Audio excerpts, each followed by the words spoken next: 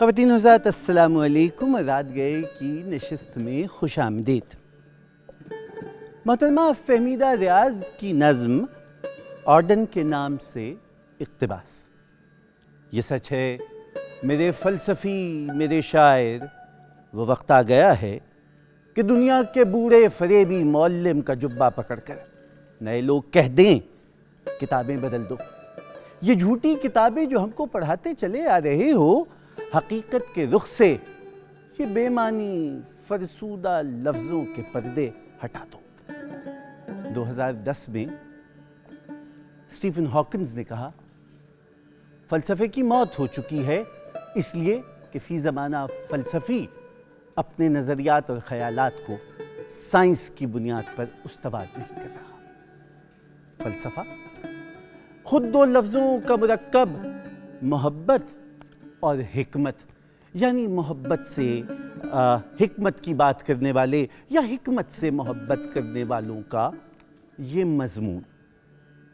لیکن دوسری طرف الزام تو یہ بھی ہے کہ یہ چند اشرفیہ کے لوگوں کا فرصت کا کھیل ہے کہ جس میں ان کی تفریح تباہ کا سامان ہے۔ دلیل، منطق اور اس کی بنیاد پہ استوار ہونے والے اخلاقیات، سماجیات، کیا طاقت کے سامنے یہ سب ٹھہر سکے؟ انسانی تاریخ جہاں خود فلسفے کی تاریخ ہے، جہاں خود وہ ارتقاء کی تاریخ ہے، وہیں وہ اس تلخ حقیقت کی بھی تاریخ ہے کہ جتنے معیار انسان نے خود مقرر کیے، زمانے کے ساتھ ساتھ وہ ٹوٹتے چلے گئے۔ کیا محبت کے نام پر دیو مالائی داستانوں سے لے کر آج تک مذہب کے بلند و بالا ہیکل تعمیر کرنے والے دکان کے سامنے محبت لکھتے ہیں، لیکن سکہ رائج الوقت نفرت بیچتے ہیں؟ کیا سیاسیات کی بنیاد تمام بنی نوع انسان کی برابری پر ہے، یا یہ بھی کلب آف ایکسکلوسیو ہے؟ کیا خود معاشیات ہمارے ہاں اخلاقیات پر مرتب ہو رہی ہیں؟ یہ تمام وہ موضوعات ہیں خواتین و حضرات جو فلسفے کی بحث میں ہم آج رات گئے کی نشست میں رکھنے کے متمنی ہیں۔ ایک ذرا نیند سے پہلے رات گئے کچھ دقیق باتیں ذہن میں آ جاتی ہیں، کچھ ایسے خواب ہوتے ہیں کہ جن کی تعبیر ذرا گنجلک ہوتی ہے، لیکن دلچسپ بات یہ ہے کہ بہت سی مشکل باتوں کے پردے کے پیچھے کچھ دلچسپ باتیں ہوتی ہیں۔ آج فلسفے کے دقیق موضوع پر، جس کو لوگ یہ بھی کہتے ہیں کہ یہ منچلوں کا سودا ہے، ہم یہ چاہتے ہیں کہ دیکھیں ادب سے فلسفے کا تعلق کیا ہے اور خود زندگی سے فلسفے کا تعلق کیا ہے۔ مشکل باتوں کے لیے ہم نے سہل پسند افراد کا انتخاب کیا ہے۔ وہ دونوں خواتین و حضرات جو ہیں وہ فلسفے سے وابستہ تو ہیں اور معلم بھی ہیں، اور میں نے جو فہمیدہ ریاض کیا نظم سے اقتباس پڑھا تھا، اس میں جس بوڑھے فریبی معلم کا ذکر ہے، اپنی عمر کے اعتبار سے یہ اس پیمانے پہ تو پورا نہیں اترتے، لیکن ان سے بات کی جائے گی اس کے اوپر، اور یہ سارے کے سارے مسائل آج پیسہ بولتا ہے کہ اخلاق بولتا ہے، اس پہ بات ہوگی۔ آپ جانتے ہیں کہ رات گئے کی نشست میں موسیقی ہمارا بہت اہم عنصر ہے، اور جب ایسے دقیق موضوع پر بات ہو رہی ہو تو پھر بہت ضروری ہے کہ اس کو شوگر کوٹ کرنے کے لیے کوئی بہت میٹھی آواز ہونی چاہیے۔ یہ سب کچھ لیکن ایک مختصر سے وقفے کے بعد۔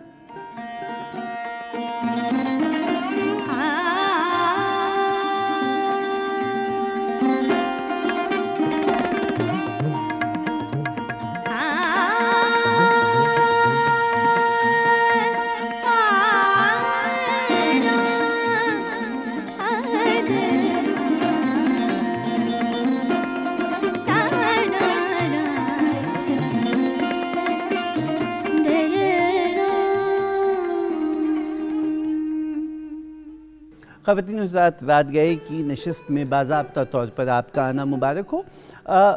ابتدائی میں نے عرض کیا تھا کہ آج ذرا ایک دقیق موضوع سے ہمارا واسطہ پڑا ہے کہ کھوجنا ہے ایک گوہر نایاب کو.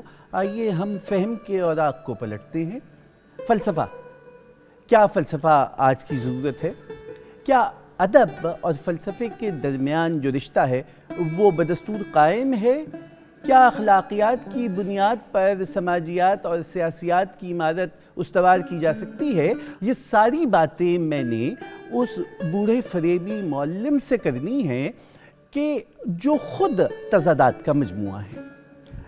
حضرت ایک بردبار پروفیسر ہونا چاہتے ہیں لیکن گلی گلی گائے بن جا رہا ایک بڑا مقبول میوزک بینڈ چلاتے ہیں. وہ حضرت اشرفیہ کی سب سے زیادہ جو متمول ادارہ ہے، یونیورسٹی ہے، اس میں بطور ایک بڑے اہم پروفیسر کے موجود ہیں، لیکن سماجی انقلاب لانا چاہتے ہیں اس لیے کہ وہ بائیں بازو کی سیاست کا ایک بڑا درخشاں نام ہے اور وہ مزدور کی، کسان کی بات کرنا چاہتے ہیں. یہ ساری باتیں اگر مل جائیں اور اس میں تھوڑا سا لال کا تڑکا لگ جائے تو جناب تیمور رحمان معرض وجود میں آتے ہیں. آپ کی آمد کا بہت شکریہ. بہت شکریہ. اور کیسے ہیں آپ؟ خوبصورت تعارف کا شکریہ. اس تعارف کے بعد تو میں بالکل ٹھیک نہیں ہوں. میرے صاحبزادے آج کل ایک جملہ بہت تباتر سے کہتے ہیں، وہ کہتے ہیں گیٹ کے باہر مل. نہیں، ایسا نہیں ہوگا. آپ کے ساتھ فکر نہ کریں، اگرچہ کسی اور کی گارنٹی نہیں دی جا سکتی. خواتین ساتھ میری دوسری مہمان، آپ آکسفورڈ یونیورسٹی سے فلسفے میں پی ایچ ڈی کی ڈگری کی حامل ہیں. ایک مقامی یونیورسٹی میں نئے بچوں کو فلسفہ پڑھاتی ہیں. ہم ان سے پوچھنا چاہتے ہیں کیا نئے زمانے کو فلسفے کی ضرورت ہے؟ ڈاکٹر امبر ریاض، آپ کی آمد کا بہت شکریہ. شکریہ. آپ جانتے ہیں کہ رات گئے کی نشست میں موسیقی ہمارا بہت اہم عنصر ہے اور اس کے لیے آج ہمارے درمیان موجود ہیں راحیل مرزا. راحیل مست گاتے ہیں. آج کے تمام لیڈ سنگرز کے میوزک ڈائریکٹ کر چکے ہیں. نیشنل میوزک اکیڈمی میں آپ میوزک پڑھاتے بھی ہیں، تو آج میں استادوں میں گھرا ہوں. آپ کی آمد کا بہت شکریہ. اگر میں آپ سے پہلا سوال یہی کروں، فلسفہ کون طے کرتا ہے؟ اس کا معیار کون ہے؟ اور کیا آج کے سائنٹیفک ورلڈ میں اس کی کوئی ریلیونس ہے؟ 3 سوال اکٹھے کر دیے. دیکھیں یہ آپ ہر دفعہ کریں گے. عادت سے مجبور ہوں، کیا کریں. دیکھیں جی، اگر ہم اس کی شروعات میں جائیں جو کہ قدیم یونان میں ہوئی، تو اس میں جو فلاسفرز تھے، جو حکمت سے پیار کرنے والے لوگ تھے، انہوں نے اپنے آپ کو باقی تمام ٹریڈیشن سے علیحدہ ظاہر کرنے کی کوشش کی. اسی لیے انہوں نے اپنا نام بھی یہ رکھا کہ we are lovers of wisdom. مثال کے طور پہ اس وقت یونان کے اندر جو ہیسیڈ اور ہومر کے خیالات اور شاعری مقبول تھی، اور آج بھی آپ جانتے ہی ہیں کہ وہ ہیومینٹیز کا ایک بڑا اہم حصہ ہے. تو اصل میں وہ اس کے خلاف بغاوت تھی اور لہٰذا وہ ایک نیا نقطہ نظر پیش کرنا چاہتے تھے. تو اب ہم اس کو براڈن بھی کر سکتے ہیں کہ تمام خیالات، نظریات فلسفے کی پہرے میں آتے ہیں، پہرائے میں آتے ہیں، یا پھر ہم اس کو نیرو ڈیفینیشن میں دیکھ سکتے ہیں کہ وہ لوگ جو کہ اپنے آپ کو اس تسلسل سے جوڑتے ہیں جو کہ سقراط اور ارسطو اور افلاطون وغیرہ نے شروع کیا، تو وہ اپنے آپ کو فلاسفرز کہیں گے. تو یہ 2 مختلف آراء ہیں. ٹھیک ہے. میں ذاتی طور پہ سمجھتا ہوں کہ کیونکہ میں نے اس کو اسی طریقے سے پیش بھی کیا ہے اور پڑھا بھی ہے کہ جو اپنے آپ کو اس ٹریڈیشن سے جوڑتے ہیں ان کو میں ایز فلاسفرز دیکھ رہا ہوں یا سمجھ رہا ہوں. یہ کوئی اس کا یہ معنی نہیں کہ یہ درست طریقہ ہے دیکھنے کا، ایک طریقہ ہے دیکھنے کا. کیا اس کی افادیت آج بھی سماج میں ہے یا نہیں؟ میں سمجھتا ہوں ہے. اس کی وجہ یہ ہے کہ جو بنیادی موضوع انہوں نے چھیڑا، جو بنیادی مدعا اور نقطہ انہوں نے پکڑا، وہ یہ تھا کہ واٹ از گڈ تھنکنگ. ہم ہر چیز کے بارے میں سوچتے ہیں. ہم سوچتے ہیں کہ جی مجھے آج کام پہ جانا ہے، مجھے اتنے پیسے حاصل کرنے ہیں، مجھے یہ کرنا ہے، مجھے ووٹ کس کو دینا ہے، مجھے کون سا معاشی نظام پسند ہے، جو بھی زندگی مجھے کس سے شادی کرنی چاہیے, میں پیار کو کس طرح سے دیکھتا ہوں, مجھے کیا ادب پڑھنا چاہیے, کس ادب کو میں اچھا سمجھتا ہوں. یہ جتنے سوال آپ نے کیے ان میں سے کوئی ایک سوال بھی کبھی ہم اپنے آپ سے نہیں پوچھتے. اچھا, شادی کرنی تھی کر لی, کبھی اس بنیاد پہ ووٹ نہیں دیا گیا, یہی المیہ ہے. یہ بھی آپ کی بات اپنی جگہ درست ہے, نہ سوچنا بھی ایک قسم کی سوچ ہی سمجھیں آپ. تو فلسفہ یہ سوال نہیں کرتا کہ آپ کیا سوچ رہے ہیں, بلکہ فلسفہ یہ سوال سب سے پہلے اٹھاتا ہے کہ آپ کس طرح سے اس کے بارے میں سوچ رہے ہیں, the rules of thinking. تو اس کو ایلیبریٹ کرنے کی کوشش کرتی ہے. اب آپ اندازہ کر سکتے ہیں کہ اگر آپ کے پاس میتھڈالوجی اچھی ہو. میں گستاخی معاف, قطع کلامی معاف, مطلب فری امیجنیشن, تخیل کی پرواز ایک شے ہے جی ڈھونڈتا ہے, پھر وہی فرصت کے رات دن بیٹھے رہیں تصور جانا کیے ہوئے. آپ چاہتے ہیں کہ اس کے اوپر بھی قدغن لگائی جائے, پابندی. ہاں, ہم بتائیں گے آپ کو کیسے سوچنا. یہ کیسے ہو سکتا ہے؟ یہ ایسے ہو سکتا ہے کہ دیکھیں فلسفہ اس پر قدغن یا پابندی نہیں لگا رہا, یہ بھی سمجھنے کی ضرورت ہے. صرف یہ کہہ رہا ہے کہ میں جہاں تک اس کو دیکھتا ہوں, کیونکہ اگین یہ میری ذاتی رائے ہے, ڈاکٹر عنبر ریاض پی ایچ ڈی ان فلسفی ہے, ان کی اور رائے ہو سکتی ہے, مگر میں جس طرح سے اس کو دیکھتا ہوں وہ صرف یہ ہے کہ جن نتائج پر آپ اگر آپ کسی نتیجے پر پہنچنا چاہ رہے ہیں, تو جن نتائج پر آپ پہنچنا چاہ رہے ہیں اس نتیجے پر پہنچنے کے لیے آپ کو کیا طریقہ اپنانا ہے اس کے بارے میں بہتر طرح سے سوچنے کا.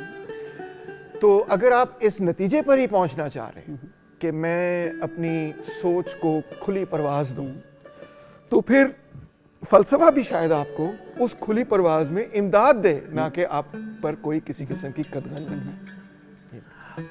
ڈاکٹر صاحبہ جو انہوں نے بات کہنی تھی وہ کہہ دی, لیکن میں آپ استاد بھی ہیں, فلسفے کی بھی استاد ہیں, اور ایک بڑی نامور دانشگاہ سے فارغ التحصیل بھی ہیں. ڈاکٹر صاحبہ ہم یہ جانتے ہیں, آپ بھلے یہ کہہ دیجئے کہ فلسفہ ان معاملوں کو طے کرتا ہے اور سوچ کو اس طرح سے دیکھنا چاہیے, کریٹیکل تھنکنگ کے اصول کیا ہونے چاہیے, کیسے آپ خانوں میں بانٹ کر سانپ سیڑھی کا کھیل کھیلیں گے, تو کیا فلسفہ جکڑنے کا نام ہے؟ اور پھر وہی والی بات کہ چاہے وہ ارسطو تھا, چاہے وہ سقراط تھا, وہ تمام جو شاہ کے مقرر تھے, انہوں نے اپنے اپنے دور میں نظریہ ضرورت تخلیق کیا تھا. میرا خیال ہے کہ جو آپ نے نقشہ بھی کھینچا ہے فلسفے کا اور فلسفیوں کا, وہ تھوڑا سا اسٹیریو ٹائپنگ ہے جس کو توڑنے کی ضرورت ہے. لیکن میں تھوڑا سا پیچھے جا کے اس سے بات شروع کروں گی جو آپ نے کہا کہ فلسفی فلاں وقتوں میں کس کس مقاصد کے لیے ان کو استعمال کیا گیا. تو اس پہ میں ایک چھوٹی سی مثال دوں گی کہ سائنس اور سائنٹسٹ کو بامز بنانے کے لیے یوز کیا گیا ہے. اس کا یہ مطلب نہیں ہے کہ سائنس وہی ہے and that is all science does.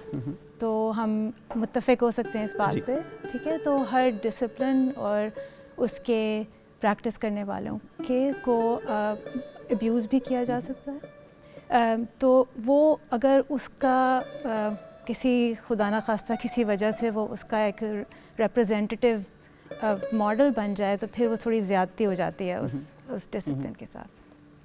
دوسری بات جو آپ نے ڈاکٹر تیمور سے بھی کی تھی وہ یہ کہ اس کی آج کے وقت میں کیا ریلیونس ہے فلسفے کی. تو میرا خیال ہے پھر سے یہ میں بات کیونکہ یہ بہت اہم بات ہے, میں اس لیے اس پہ ذرا زور ڈالوں گی کہ جو ہماری اسٹیریو ٹائپنگ ہے فلسفی کے بارے میں وہ یہی ہے کہ ہم شاید آئیوری ٹاورز میں بیٹھ کے اور ارسطو کی باتیں اور ڈیکارٹ کی باتیں جو ہم ویسٹرن ٹریڈیشن میں کام کرتے ہیں شاید ہم وہی کر رہے ہوتے ہیں. ایسا نہیں ہے کیونکہ شاید کچھ ہمارے اسٹوڈنٹس اس چیز کا دے سکیں ٹیسٹیمنی. کچھ جو ہم ریسرچ کرتے ہیں تو کنٹمپریری مسائل جو ہیں سوسائٹی صرف ہمارے معاشرے کے نہیں پوری دنیا کے, اس پہ آج کل جسے کہتے ہیں بہت ہاٹ پریس اس پہ جو ہے 2022 کی جو ریلیزز ہیں وہ ایسے ایسے ایشوز پہ ریفلیکشن پبلش کر رہے ہیں کہ جو کہ ہمارے کنٹمپری انٹرسٹ کی ہیں. سو میں صرف سوشل پوائنٹ آف ویو سے بات کروں گی کہ دیکھیں جس طرح ہمارے پولرائزیشن کا ایک بہت بڑا مسئلہ ہے جو امریکہ، انگلستان سے لے کے برازیل میں آپ مطلب پوری دنیا میں پولیٹیکل پولرائزیشن ہے، بلیف کی پولرائزیشن ہے. یہ تھوڑے تھوڑے مختلف کانسیپٹس ہیں لیکن پولرائزیشن ہے. ایسی ڈویژنس ہیں لوگوں میں کہ وہ ڈیپ ہوتی جاتی ہیں، ایک دوسرے سے بات نہیں کر پاتے اور ایکو چیمبرز بنتے جا رہے ہیں. لوگ آپس میں اپنے انہی لوگوں کے ساتھ آن لائن گروپس میں بات کرتے ہیں جو انہی کے ویوز شیئر کرتے ہیں. تو ہم کسی اپنی ہی سوچ والے لوگوں سے سب ہینگ آؤٹ کرتے ہیں. تو یہ میں آپ کو مثال دے رہی ہوں صرف ایک کہ یہ کنٹمپریری ایسے مسائل ہیں جس پہ سائیکالوجسٹ اور فلاسفرز، جسے ہم پنجابی میں کہتے ہیں دبا دب کام کر رہے ہیں، دبا دب پبلش کر رہے ہیں اور اس پہ بہت اچھا. تو جہاں پہ سائیکالوجسٹ اور کوگنیٹیو سائنٹسٹ اس پہ ڈسکرپٹیو باتیں ہمیں بتاتے ہیں کہ ایسا کیوں ہو رہا ہے کہ ہم ایکو چیمبرز کے اندر جاتے جا رہے ہیں، ہم بائسز کے اندر جاتے جا رہے ہیں. وہاں فلاسفرز یہ بتا رہے ہیں کہ نارمیٹیو سائڈ اس کی کور کر رہے ہیں کہ ہمیں اگر ایسا ہے تو ہمیں اس کا کیا کرنا چاہیے. تو یہ ایک بہت کنٹمپری ایشو ہے جس پہ کنٹمپری فلاسفرز کام کر رہے ہیں. اسی سوال کا دوسرا جواب میں یہ دینا چاہوں گی کہ کچھ چیزیں ایسی ہیں جس طرح پیور لاجک یا پیور میٹا فزکس میں لوگ جو کام کرتے ہیں اس کی شاید آپ کو آبویس کوئی اپلیکیشن نظر نہ آئے، لیکن اسی طرح ہے کہ جس طرح لوگ اسٹرنگ تھیوری میں کام کرتے ہیں یا ایک خوبصورت اوپرا لکھتے ہیں یا ایک خوبصورت خیال بناتے ہیں تو اس کی اپنی، جس کو ہم انگریزی میں انٹرنزک ویلیو کہتے ہیں، وہ ہے. تو جب انسان کیوریس ہے، اپنے یونیورس کو سمجھنا چاہتا ہے، that is where we begin. We are all curious beings. ہم گاسپ کرتے ہیں تو کیوں کرتے ہیں؟ بیکاز ہم کیوریس ہوتے ہیں. تو وہ کیوریوسٹی سائنس میں بھی آتی ہے اور فلاسفی کے پاس بھی آتی ہے اور ہم ایسی باریکیوں میں جاتے ہیں کہ آپ لٹرلی صرف کیوریس ہوتے ہیں کہ نالج کیا ہے، رائٹ اینڈ رانگ ہے کیا ان اٹ سیلف. ایسے سوال جو ہمارے اسٹوڈنٹس بھی ہم سے پوچھتے ہیں، ہم اس کا کیا کریں گے؟ بھائی کریں گے کیا؟ انڈرسٹینڈنگ کا ہم کیا کریں گے؟ Right, we are curious beings, we value understanding for what it is. یہ تو ڈاکٹر صاحبہ چلیے اسٹیریو ٹائپنگ کا آپ نے کہا، اگر نازنی کہے سے برا مانتے ہو تم، میری طرف تو دیکھو میں نازنی صحیح، ٹھیک ہے یہ بھی ہم پہ آپ کا الزام صحیح. لیکن یہ سوال بہرطور آپ سے میرا رہے گا جی کہ یہ تو ابتدا سے انسان خود سے سوال کرتا رہا ہے. غالب نے کہا تھا سبزہ و گل کہاں سے آئے ہیں، ابر کیا چیز ہے، ہوا کیا ہے. جی تو سوال تو تھا، لیکن آپ نے جیسے ابھی فرمایا کہ ایکو چیمبرز میں جاتے ہیں، ہماری بھی تو شکایت یہی ہے کہ فلسفیوں نے ڈوگماز کو جنم دیا ہے اور ہم دیکھ رہے ہیں توڑا بھی ہے. یہ ساری باتیں آپ سے ہوں گی، لیکن اب آپ کی اور میری تکرار کے دوران ایک سیز فائر یہ ہے کہ ایک تیسرا فلسفی جو ہے وہ ذرا گا کے فلسفہ سنا. کیا سنا رہے ہیں؟ میں آپ کو نصرت علی خان صاحب کا پی آر اے سنا ہے. واہ.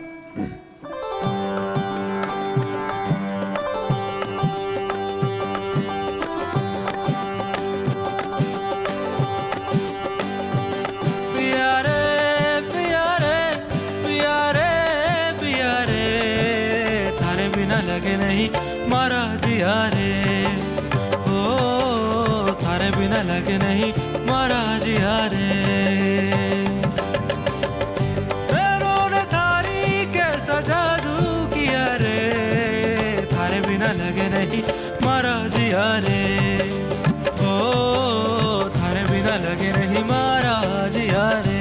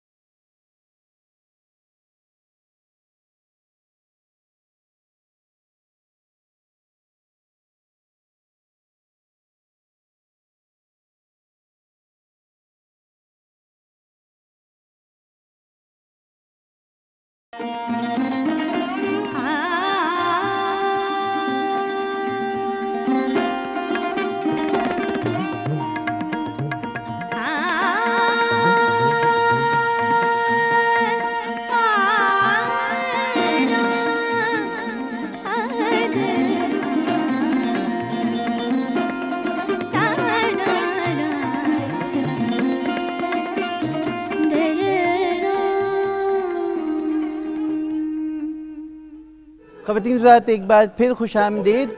बहस बड़ी दिलचस्प है और वो जिसे कहते हैं ड्रैगन्स डॉन है कि छुरियाँ चाकू दोनों तरफ से हैं। मैं मज़लूम सवाल उठाने की जसारत करता हूँ और बस यही कहा था मेरी आँख देख सकती है।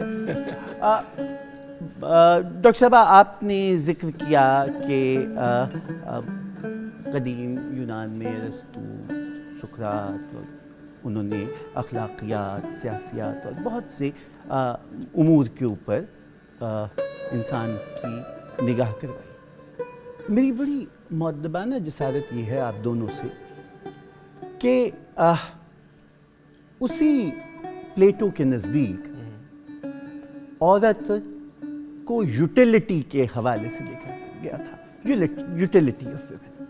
एक वो जब कहा गया कि man was born free but everywhere he is in chains, वहाँ मैन से मुराद जनाब का इंसान नहीं था बल्कि मर्द था। तो फिर वक्त ने रद्द कर दिया ये फ़लसफ़ा और किसी दलेर औरत ने कहा कि नहीं, मैं भी हूँ। तो फिर आपका फ़लसफ़ा उसको रद्द होना पड़ा और फिर उसकी हकीकत कुछ और निकली जहाँ हम इंसानों में तकसीम की बात ना करें। तो मेरी गुजारिश ये है कि फ़लसफ़ा अटल तो नहीं है, जैसे इंसानी ज़िंदगी इर्तिक़ा की कहानी है, बहुत अच्छा, वैसे यकीनन आप फ़लसफ़े को किस लिए होली स्क्रिप्चर बनाना चाहते हैं? एक तो मैं शायद इसमें थोड़ी सी दुरुस्तगी चाहूँगा कि ख़वातीन के हवाले से, औरत के हवाले से अफलातून का नुक्ता नज़र अपने ज़माने के एतबार से बहुत ही तरक्की पसंद था। अरस्तू का नुक्ता नज़र बहुत ही अपने ज़माने से भी क्या कहना चाहिए, रुजत पसंद था। और ये फ़िक्रा तो मैंने नहीं कभी सुना, क्योंकि जो गार्डियन क्लास अफलातून की थी उसमें वो समझता था कि औरत भी उतनी ही काबिल है रैशनैलिटी, रीज़न, अक्ल, मंतक को समझने के हवाले से जितना को मर्द हो। तो ये अफलातून अपने ज़माने में इस हवाले से बड़ा यूनिक था।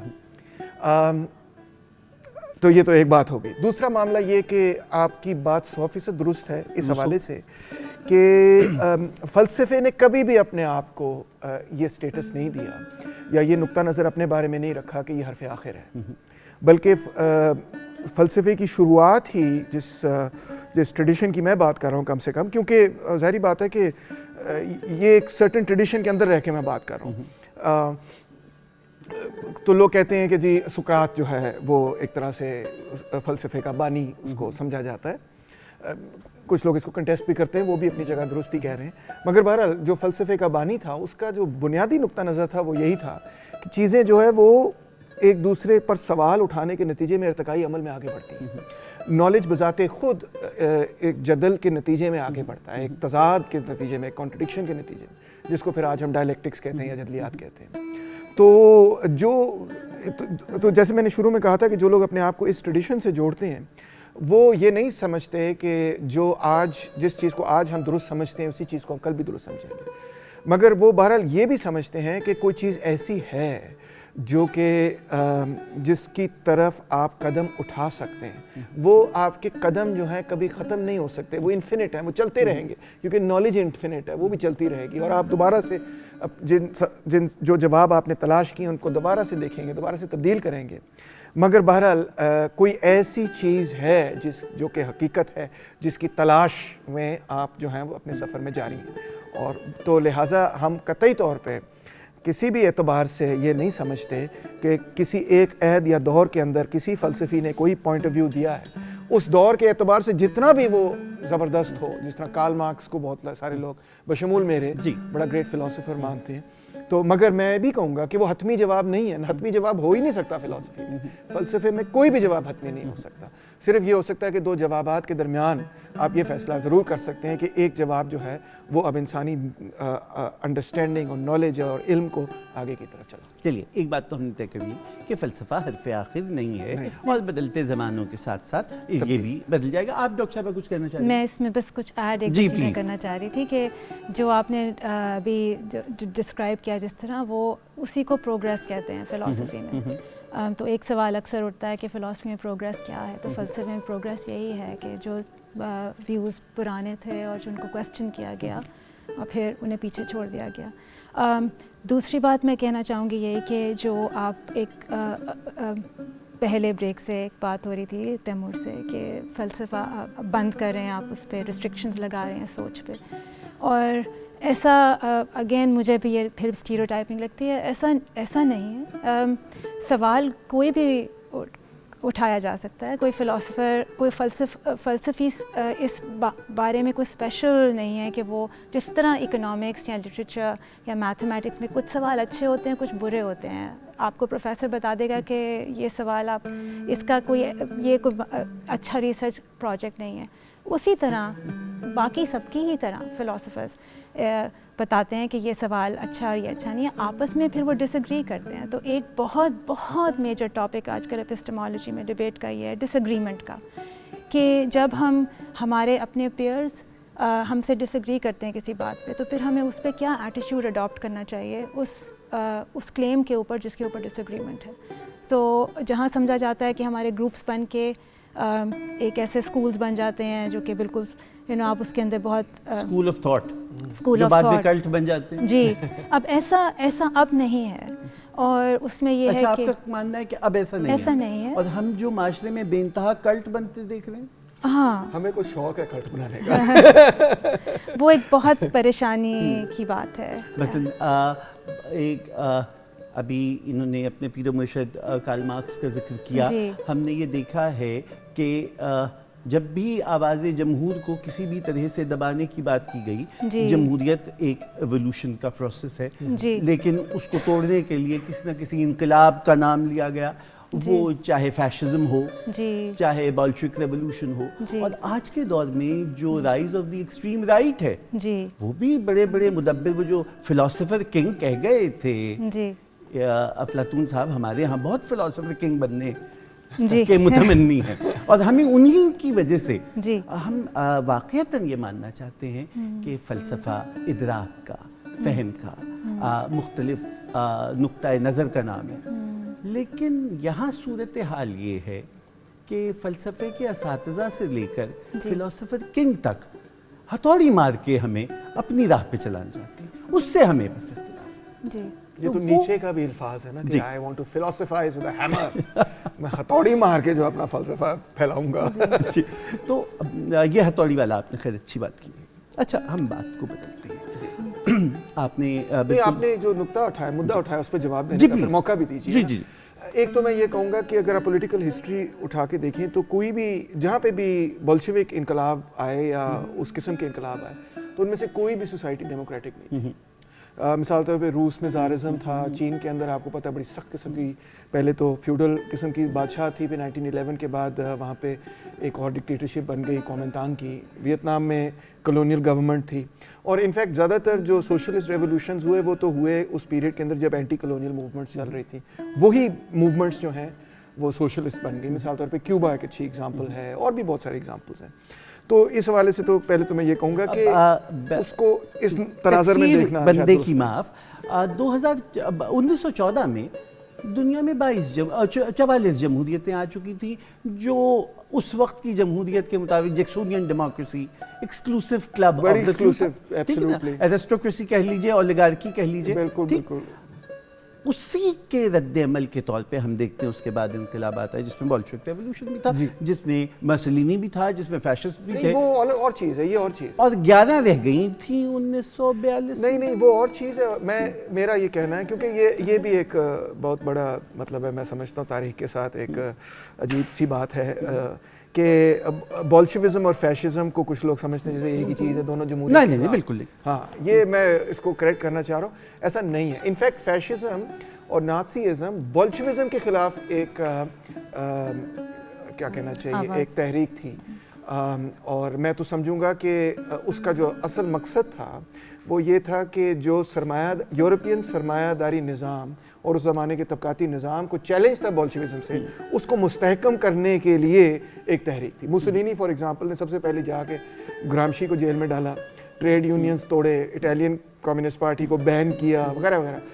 ہٹلر نے بھی یہی کیا, KPD کو بین کیا, بندے مارے سب سے. بلکہ آپ کو تو معلوم ہی ہے کہ ہٹلر نے جب پوری ایکسپیریمنٹ وائنڈ اپ کی کہ اب جب جمہوریت ہوگی نہیں, تو وہ کی اس بہانے سے کہ بھئی بولشوک جوئش کنسپیرسی ہے اور KPD نے رائٹ سٹیک کو آگ لگا دی ہے اور یہ ہے, وہ سب جھوٹ نکلا بعد میں. تو ایک تو میں اس والے سے ہاں, مگر یہ بات آپ کی بڑی درست ہے, یہ بات آپ کی بڑی بجا ہے کہ 1923 تک جو لبرل ڈیموکریسیز تھیں وہ کلیپس ہو گئی تھیں, یا تو بولشوزم کی وجہ سے یا فیشزم کی وجہ سے. پورے یورپ کے اندر فیشزم بشمول فرانس کے اندر پھیل چکا تھا. اس میں قصوروار میں سمجھتا ہوں بولشوزم نہیں ہے, بلکہ وہ کمزوریاں تھیں جو اس زمانے کی لبرل ڈیموکریسیز میں تھیں. اب ان کو ہم لبرل ڈیموکریسیز کہہ رہے ہیں, وہ ڈیموکریسیز اس سینس میں نہیں تھی. خواتین کو ووٹ کا ہی نہیں حق تھا, نہیں تھا. آپ جانتے ہیں جی میں نے آپ سے 20s میں جا کے حق ملا, کچھ پیریڈز میں جا کے 60 اور 70s میں جا کے پورا حق ملا. اچھا مزدوروں کو رائٹ نہیں تھا ووٹ دینے کا. 1972 میں ایک بڑے اہم مغربی ملک سوئٹزرلینڈ نے دیا ہے. Exactly, thank you for mentioning that. حالانکہ سوئٹزرلینڈ کو ہم اتنا ماڈل کنٹری سمجھتے ہیں, 72 میں جا کے انہوں نے خواتین کو مکمل فرینچائز دی, اندازہ کریں آپ. سو خیر اینی وے, سو یہ کمپلیکیٹڈ قسم کی ہسٹری ہے. مگر میں جو آپ کا جنرل پوائنٹ ہے ہسٹری کو چھوڑتے ہوئے اور سیاست کو چھوڑتے ہوئے اس پہ آتے ہیں. یہ بات درست ہے کہ بہت سارے ایسے لوگوں نے جنہوں نے اپنی آمریتیں قائم کی, اپنی فرعونیت قائم کی, اپنی بادشاہتیں قائم کی, انہوں نے کسی نہ کسی فلسفے کا سہارا لیا. بالکل, اور اخلاقیات اس میں سب سے زیادہ بکا ہے. ہاں اخلاقیات تو سب سے زیادہ بکا. ہٹلر نے نیچے کو آگے کیا, اور بھی بہت ساری ایگزامپلز دی جا سکتی ہیں. پیوٹن کا جو مین ایڈوائزر ہے, ڈیوگن کو آگے کیا ہوا ہے. مگر اس سے یہ ایسے ہی ہے جس طرح امبر نے کہا کہ ایک چھری جو ہے اس سے آپ کسی کا آپریشن کر کے اس کے دل کو بھی ٹھیک کر سکتے ہیں, اس کے اس کی طب میں بھی امداد, اس کی طبی امداد بھی کر سکتے ہیں, اور اسی چھری سے آپ کسی کو قتل بھی کر سکتے ہیں. کہ جمہوریت کی ہم بات کر رہے ہیں, اور آئی تھنک ہم سب ایک پیج پہ ہیں اس کی امپورٹنس کے بارے میں. لیکن ہم کیونکہ آج کا موضوع یہ ہے کہ فلسفی کا ریلیونس آج کل, تو اس میں کہ جمہوریت کے بارے میں ایک سوال ہے کہ جمہوریت کی کنڈیشن, اچھی جمہوریت کی کنڈیشنز کیا ہیں. ایک ایمپیتھیٹک انڈرسٹینڈنگ ہے ایک دوسرے کے ساتھ, جو آج کل کے پولرائزڈ ورلڈ میں بالکل ختم ہوتی جا رہی ہے. تو جو ڈیموکریسی کی جو بیسک کنڈیشنز ہیں, کیا وہ سیٹسفائی ہو رہی ہیں؟ ہم ذرا گیت کی طرف چلتے ہیں اور آپ سے کہتے ہیں کہ کوئی اچھی مطرب اٹھا رباب کے موسم خراب. یہ ایک گانا ہے شجاع حیدر جی کا, جی, اور مجھے بہت پسند ہے, باغی, میں وہ سناؤں گا.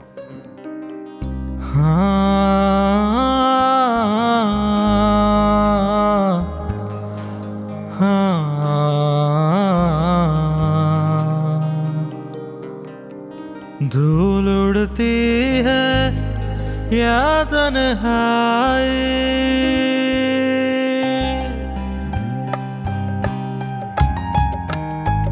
دھول اڑتی ہے یا تنہائی, ہر پل جڑ پت من سودائی, دور میں تجھ سے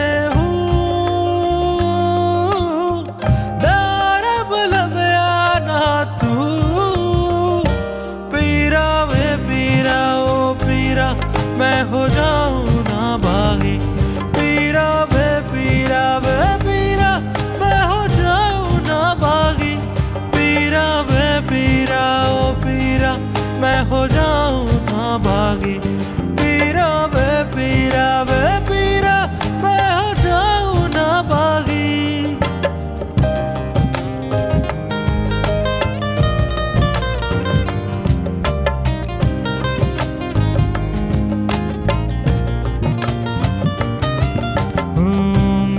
رسموں کی زنجیروں سے باندھی,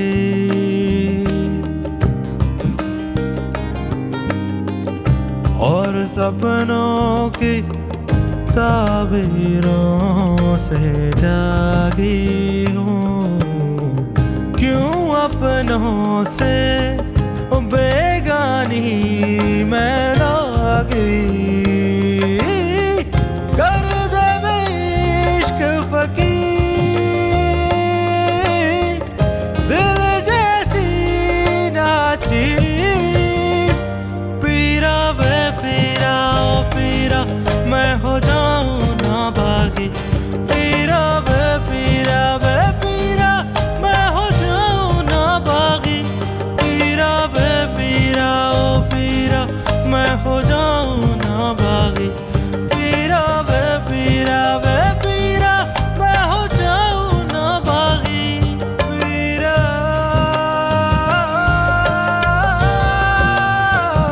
پیرا پیرا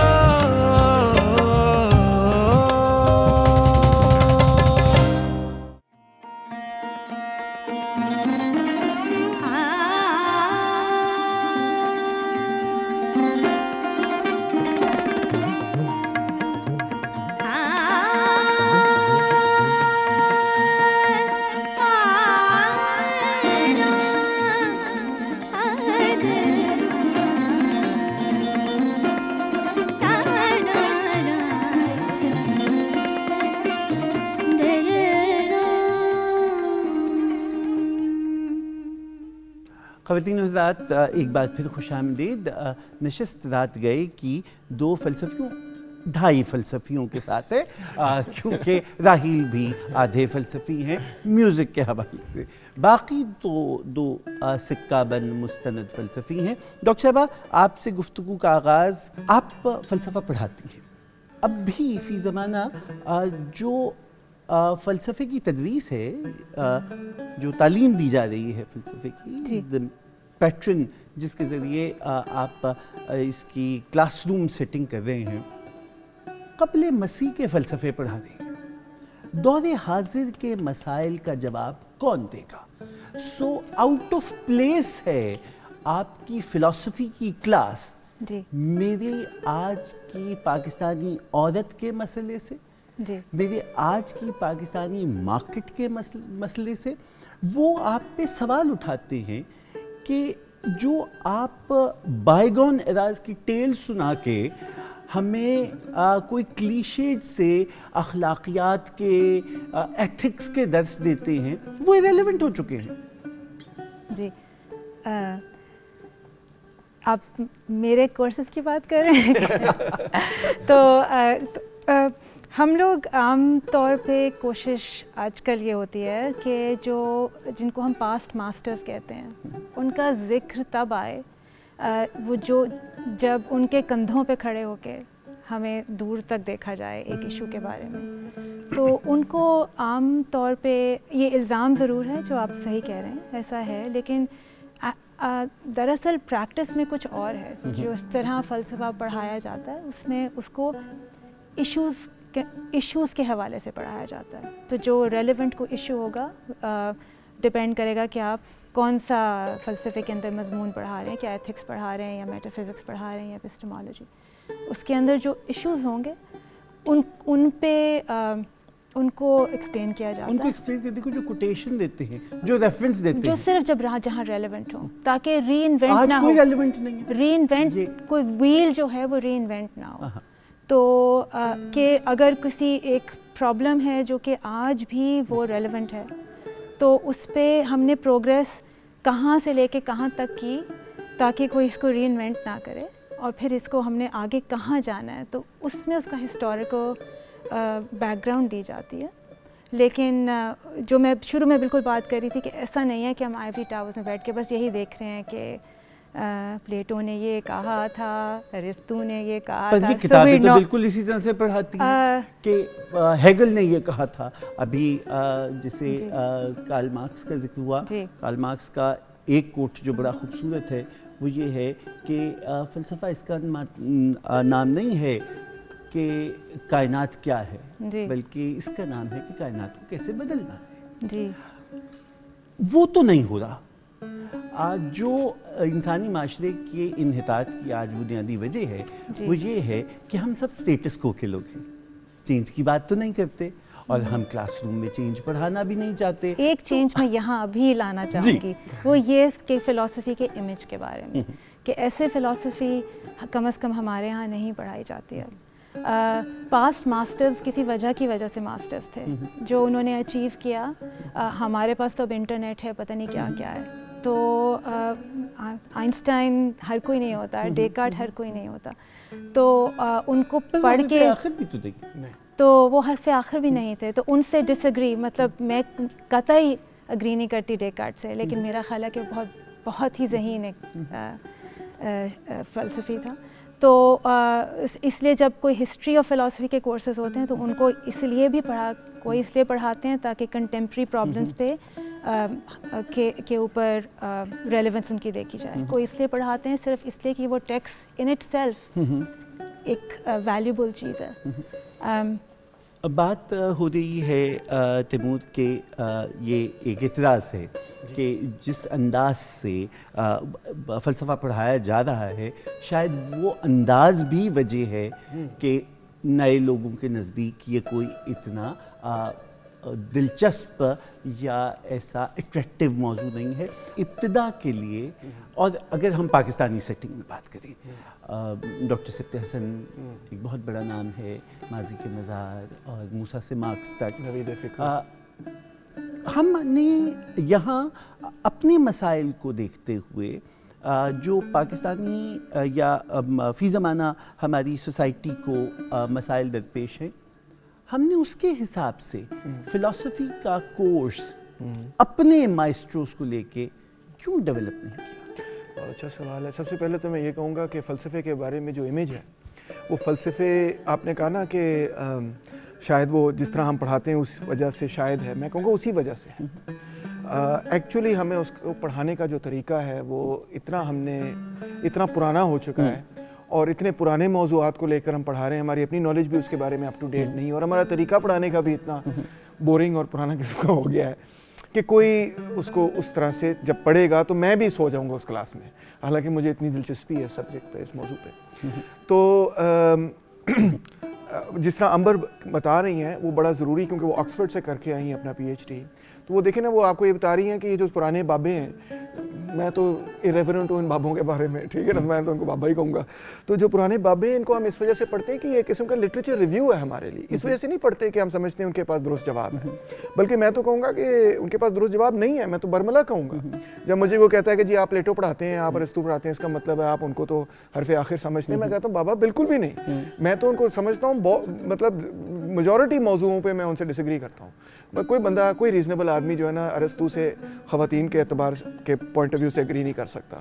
کہ تو بالکل ہی جاہل آدمی جس نے ایسی بات کر دی کہ وومن از این انفنشڈ مین، اس سے زیادہ بیوقوفوں والی بات کیا ہو سکتی ہے؟ ٹھیک ہے، یہ ارسطو نے کہا ہے جس کو ہم اتنا گریٹ سمجھتے ہیں. وہ گریٹ ہے بھی ایک لیول پہ، مگر کسی لیول پہ نہیں بھی ہے. تو بہرحال میں یہ کہوں گا کہ وہ ایک لٹریچر ریویو ہے جب ہم ہسٹری آف فلسفی پڑھتے ہیں. اصل معاملہ تو یہی ہے کہ جو جس طرح امبر بھی آپ کو بتا رہی ہیں کہ جو کنٹمپریری ایتھیکل ایشوز ہیں، جو موجودہ زمانے کے اخلاقی سوال ہے، یہ ایک بہت بڑی فیلڈ ہے فلسفے میں. اور وہ خود بھی ان کے کورسز اس چیز پہ، بلکہ ایک کورس وہ ایسا پڑھاتی ہیں جو آپ دیکھیں کتنی دلچسپ قسم کی بات ہے، جس میں وہ جمناسٹکس اور اس کا نام فلسفی جمناسٹکس ہے، لیکن وہ کنٹمپری پرابلمس پہ، جس طرح کلائمیٹ میٹرز، انوائرمنٹل ایتھکس کے، انوائرمنٹ کے جو پرابلمس ہیں، جو ہماری کلائمیٹ ایمرجنسی ہے آج کل، اب جب اس پہ ہم بات کرتے ہیں تو اس پہ پاسٹ ماسٹرز کا کوئی ریلیونس نہیں ہے، کیونکہ اس میں کوئی بھی کوٹ نہیں، آپ کو ریلیونٹ ہی نہیں ہے، وہ اس پہ انہوں نے کچھ کہا نہیں تھا. اینیملس کی بات ہوتی ہے تو اس پہ ان کا کوئی ریلیونس نہیں ہے. اور جو پریکٹیکل ایتھکس کے کویسچنز ہیں، پھر بہت ساری کنٹمپریری، جو میں نے آپ کو ایپسٹمالوجی کے ایشوز کی ایگزامپلس شروع میں دی تھیں، بائس اور ریزننگ کی ریلیونس، اتنی فیک نیوز ہے، اتنی انفارمیشن ہے انٹرنیٹ پہ، اس میں انسان کیسے سوچے، یہ ساری چیزیں. تو یہ ایشوز پہ بات کرنا، اس میں شاید کسی پوائنٹ پہ ڈیکارٹ کی شاید ریلیونس نہ ہو. ٹھیک ہے، وہ تو میں تو ابھی بات کر رہا تھا جو آپ کا انسٹرکشن کا موڈ ہے، جی، اور جو پاکستانی آپ نے ذکر کیا سقراط کا کہ وہ چوک میں کھڑا ہو جاتا تھا اور لوگوں سے کہتا تھا مجھ سے سوال کرو. بالکل. ان کے شاگرد نے لائسیم بنا لیا اور انہوں نے وہاں مختلف چیزیں رکھ دی اور بچوں سے کہا ان چیزوں کے بارے میں مجھ سے پوچھو. آج کے دور میں سیمسٹر 8 لاکھ روپے کا ہے, فلسفہ پڑھنا ہے تو اتنے نوٹ وخا میرا موڈ بڑھے والی صورتحال ہے. تو مطلب پھر وہی والی بات ہے نا, اشرفیہ کی عیاشی کا سامان ہے. ایسا ہونا نہیں چاہیے. دو باتیں کہوں گا اس حوالے سے. ایک تو یہ کہ اشرافیہ کی عیاشی کے سامان میں نے بھی انسانی تخلیق میں کردار ادا. بالکل بالکل آف کورس. میں ایک ڈیموکریسی کی خود کہانی ہے, ڈیموکریسی کی اپنی کہانی, موسیقی کی کہانی ہے, موسیقی ہے نا جی, تانسین جو ہے, اور ادب کی کہانی. جی بالکل بالکل. آپ مانتے ہیں اس بات کو؟ دربار تھے, دربار تھے تو شاعری تھی, اور آپ کے بھی محفل تھی تو کیا اچھا. اللہ کا وہ کیا کہتے ہیں کہ پاسباں مل گئے کعبے کو صنم خانے سے, سرخا تیمور جو کافی ملا کے در و دیوار ہلا دو, آخر کو دربار کے آگے سے. بہت بات یہ ہے کہ ہر ایسی چیز جو دربار میں پیدا ہوئی ہو اس کو محض اس وجہ سے ریجیکٹ کر دینا کہ وہ دربار میں پیدا ہوئی ہے, یہ درست نہیں ہے بات. اس طرح تو پھر میر اور غالب کو بھی آپ جو ہے نا وہ ریجیکٹ, دونوں دربار سے نکالے, دربار سے نکلے, نکالے گئے تھے, نکالے بھی گئے. یا حسرت نہیں دربار کی کوشش تھی کہ چلیں ہمیں پھر بعد میں عطیہ مل جائے, جو بھی وظیفہ مل جائے. تو بہرحال پوائنٹ یہ ہے nonetheless کہ جسٹ بیکاز کوئی چیز درباری کلچر ہے اس کا یہ مطلب نہیں کہ وہ اسی وجہ سے وہ غلط ہے, یہ نہیں درست بات. ادروائز نہ صرف ہماری اپنی ثقافت بلکہ پوری دنیا کی ثقافت کے اعتبار سے یہ کہنا پڑے گا کہ ساری دنیا کی ثقافت ہی بیکار ہے, مگر یہ نہیں ہم کہتے. سائنس بھی بذات خود جو ہے وہ اس کو بھی پیٹرنیج کی ضرورت تھی, اس کو بھی کسی نے پیسے دیے کہ لیونارڈو ڈیونچی بیٹھ کے عجیب عجیب قسم کی چیزیں دریافت کرے تو پھر ہی وہ اس کے پاس وقت ملا کہ وہ کر سکے. تو ایک تو یہ بات. دوسری بات یہ میں کہوں گا کہ آج کی دنیا میں ہمارے پاس بہت سارے ایسے ذرائع ہیں کہ ہمیں 8 لاکھ روپے فیس دے بغیر بھی ہم بہت سارے علوم سے استفادہ کر سکتے ہیں. ایک تو آپ جانتے ہی ہیں کہ انٹرنیٹ پر بہت مٹیریل اب موجود ہے, ویڈیوز کی شکل میں موجود ہے, کتابوں کی شکل میں اب ایسی ویب سائٹس ہیں جہاں سے آپ روز مفت کتابیں ڈاؤن لوڈ کر سکتے ہیں. میں آپ سے یہ پوچھتا ہوں کہ جو سائنس اور فلسفے کے درمیان ایک جنگ رہی ہے, اس میں جو سائنٹیفک نالج کے علمبردار ہیں ان کا استدلال یہ ہے کہ ہم کبھی نظریہ ضرورت کے آگے نہیں جھکے, جو فیکٹ آف دا میٹر ہے جو ہے سو ہے, بلیک اینڈ وائٹ ہے. فلسفے میں بہت گرے ایریاز ہیں. مثلاً اگر ہابس نے تھیوری آف سوشل کانٹریکٹ کی بات کی بھی کہ انسان اسٹیٹ آف نیچر میں تھا اور اسٹیٹ آف سویلٹی میں آیا, تو اس میں بھی اس نے ایک لیویٹین, چونکہ دربار سے منسلک تھا. پھر ہم جانتے ہیں جو رازنتھل نے توسی کی Islamic political thought in medieval ages پہ جیسے جیسے بادشاہ کہتا تھا وہی ڈیوائن رائٹ کے اوپر ذل الہی کا کانسیپٹ کیا ہے. تو یہ جی تو یہ ہر دور میں فلسفی بکا, شاعر بکا, یہ کیا ہے یہ جو دونوں میں کہ وہ تو پھر وہ ایسے لوگ جنہوں نے وقت کی ضرورت کی بنیاد پر یا معاش کی ضرورت کی بنیاد پر اپنے علم کو یا اپنی دانش کو استعمال کیا. کون منکر خدا کی ذات کا ہے, سادہ مسئلہ معاشیات کا ہے. ہاں یہ بھی بات ٹھیک ہے, یہ بھی بات درست ہے, مگر دیکھیں ان کا نام تاریخ میں اس درجے میں نہیں رہا بنسبت ان لوگوں کو اگر آپ دیکھیں جنہوں نے کوئی واقعی تحقیق کر کے کوئی نئی چیز دریافت کی. اور کئی دفعہ یہ دونوں چیزیں اکٹھی بھی چلیں, جس طرح فرانسس بیکن کی مثال ہے اور بھی مثالیں مل سکتی ہیں. مگر کئی دفعہ لوگوں نے کہا کہ نہیں, یہ جو سارا معاملہ ہے یہ غلط طرف جا رہا ہے اور اس سے بغاوت کرنا ہی آج کی ضرورت ہے. اور بغاوت کی بھی پھر کوئی اس کی بھی کوئی ڈیفینیشن, کوئی اس کی بھی کوئی انڈرسٹینڈنگ ڈیولپ کی جائے. 20ویں صدی کو اٹھا لیجئے, 20वीं صدی میں بہت ساری ایسی بہت بڑی بڑی سٹرگلز ہوئی ہیں جس کو آپ ڈیوڈ اور گولایت جیسی سٹرگلز کہہ سکتے ہیں. ویتنام کی مثال لے لیجیے. آپ تو کہہ رہے کہ کوئی ایسا فلسفر پیدا ہوا یا نہیں. وہاں پہ 4 ملین لوگوں نے قربانی دی اپنے ملک کو آزاد کرنے کے لیے, ہے نا جی. تو اسی طرح میں ایک اور اگزامپل موزمبیق کی دے سکتا ہوں. وہاں پہ کتنی لمبی اور کتنی طویل اور کتنی کٹھن جدوجہد ہوئی وہاں کے کلونیل راج کے خلاف. انگولا کی مثال ہے. پھر اسی طرح ظاہر کہہ رہا ہوں, زمبابوے کی مثال ہے جہاں جس کا نام پہلے روڈیشیا ہوتا تھا, جو کہ فرد نے اپنے نام پہ رکھا ہوا تھا, جس طرح میں کوئی جگہ فتح کر کے کہہ دوں رحمانیہ اس کا نام ہے آج سے, ٹھیک ہے نا, اندازہ کریں. پھر ساؤتھ افریقہ کی سٹرگل دیکھیں جہاں اپارتھائڈ کے خلاف نیلسن منڈیلا نے کیا عظیم سٹرگل کی. ایک بہت بڑی اور عظیم جدوجہد آج بھی جاری ہے جو فلسطین کی ہے, جس پر دنیا خاموش ہے. کیا اخلاقیات اور معاشیات ساتھ ساتھ ہیں یا نہیں ہیں؟ ایتھکس آف مارکیٹ کیا ہے, اس پہ ہم بات کریں گے, لیکن اس سے پہلے ذرا ہم اپنے آپ کو اس سارے جھنجھٹ سے نکال کے کچھ طاؤس و رباب میں ڈبوتے ہیں. ہاں جی, کیوں نہیں.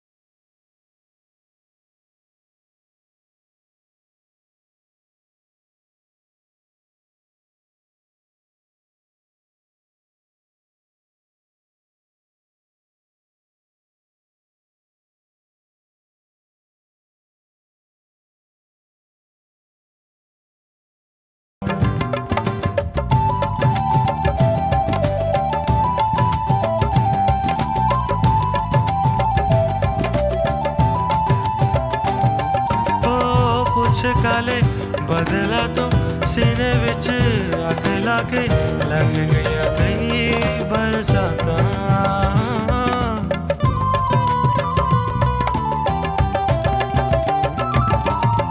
ਕੁਛ ਕਾਲੇ ਬਦਲਾ ਤੋਂ ਸੀਨੇ ਵਿੱਚ ਅੱਗ ਲਾ ਕੇ ਲੰਘ ਗਈਆਂ ਕਈ ਬਰਸਾਤਾਂ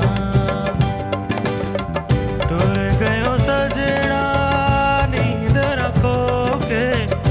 जाग के कटियां रातां आ भी जाना सता वासता प्यार दा ऐ रुतां सोहणियां मुड़ नहीं आउणियां तेरे बिन नहीं लगदा दिल मेरा ढोलना तेरे